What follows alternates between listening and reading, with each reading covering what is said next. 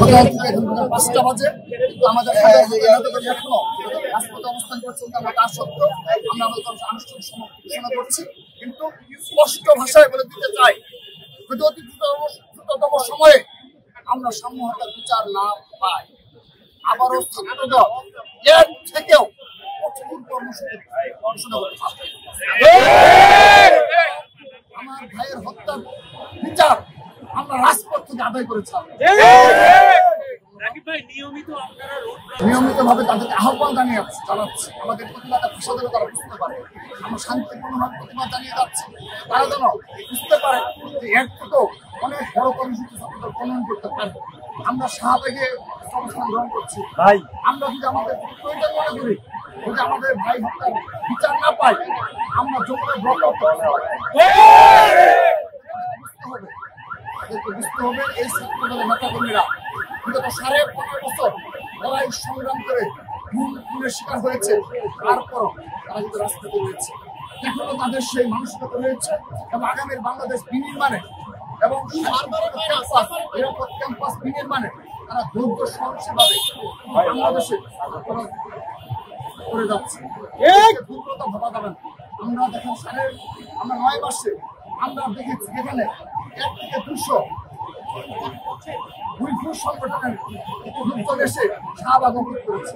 আমরা তো 9 মাসে একদিনে যেন শাহবাগ অবরোধ করি, কিন্তু যখন আমার ভাইয়ের হত্যার প্রতিশোধের প্রশ্ন আসে, ভাইয়ের হত্যার বিচারের প্রশ্ন আসে, তখন শাহবাগ কেন প্রয়োজন যমুনা ব্লক।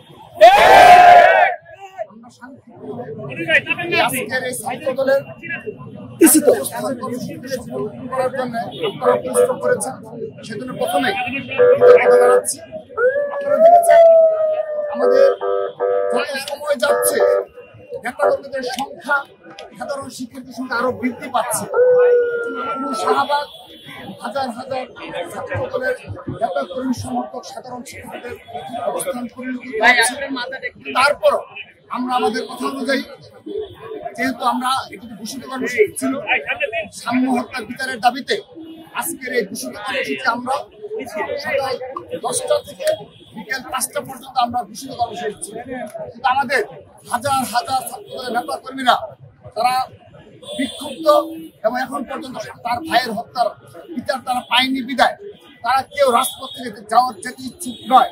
কিন্তু আমরা যেহেতু আগে থেকে ঘোষণা দিয়েছি, সেজন্য আমাদের সেই ঘোষণা অনুযায়ী এবং আমরা আবারও এই ইন্টারিম সরকারকে সরাসরি বলতে চাই, আপনারা এসে দেখে যান ছাত্র দলের নেতা কর্মীরা কিভাবে 15.5 বছর লড়াই সংগ্রামে পরীক্ষিত নেতৃত্ব হয়েছে, তার প্রমাণ এই শাহবাগ। হাজার হাজার নেতা কর্মী সেই সকাল থেকে ঝড় বৃষ্টি উপেক্ষা করে তারা রাজপথে অবস্থান করেছে।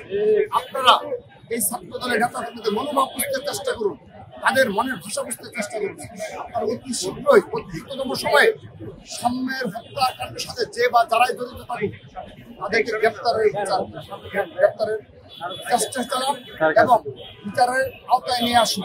যদি আপনারা অতি দ্রুততম সময়ে গ্রেপ্তার করতে ব্যর্থ হন, আমরা স্পষ্ট ভাষায় বলছি আরো বৃহত্তর কর্মসূচি এবং আমরা ছাত্রদল বারবার বিনয়ের সহিত আমরা কর্মসূচি পালন করছি। বিনয়ের সহিত আপনাদের নিকট বারবার আমাদের দাবি পেশ করছি।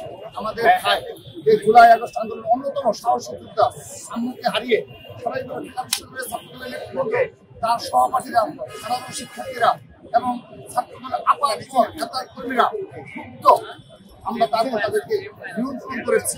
তারা শান্তিপূর্ণভাবে তার ভাই হত্যার প্রতিবাদে কর্মসূচি পালন করে যাচ্ছে, কিন্তু আমরা সবসময় শান্ত থাকবো না।